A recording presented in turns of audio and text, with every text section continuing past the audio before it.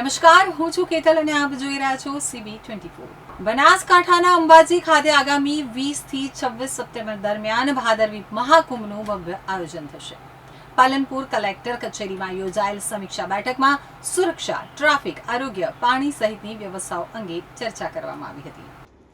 વિશ્વવિખ્યાત યાત્રાધામ અંબાજીમાં ચાલી રહેલા વિવિધ વિકાસ કાર્યો વચ્ચે આગામી ભાદરવી કુંભ યોજાશે કે નહીં તેને લઈ અને લાખો શ્રદ્ધાળુઓ અને પદયાત્રીઓમાં ભારે ઉત્સુકતા હતી. જોકે બનાસકાંઠા જિલ્લા વહીવટી તંત્ર દ્વારા ભાદરવી મહાકુંભના આયોજનની જાહેરાત કરી દેવામાં આવતા જ માઈ ભક્તોની તમામ આતુરતાનો સુખદ અંત આવ્યો છે. જગતજનની મા અંબાના ધામ અંબાજી મંદિર ખાતે આગામી 20 થી 26 સપ્ટેમ્બર દરમિયાન ભાદરવી મહાકુંભનું ધામધૂમથી આયોજન કરવામાં આવશે.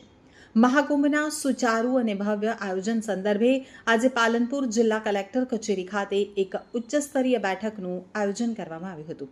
કલેક્ટર અને સંબંધિત વિભાગીય અધિકારીઓની ઉપસ્થિતિમાં મળેલી આ બેઠકમાં મહાકુંભ દરમિયાન હાથ ધરવાની તમામ વ્યવસ્થા અંગે ઝીણવટભરી સમીક્ષા કરવામાં આવી હતી.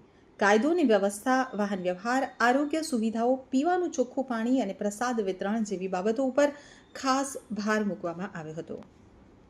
શક્તિ, ભક્તિ અને આસ્થાનો ત્રિવેણી સંગમ અને લાખો માઈ ભક્તો જેની દર વર્ષે રાહ જુએ છે એવો ભાદરવી પૂનમનો મહામેળો 2026 આગામી 20 સપ્ટેમ્બરથી 26 સપ્ટેમ્બર સુધી અંબાજી શક્તિપીઠ ખાતે આયોજિત થવાનો છે.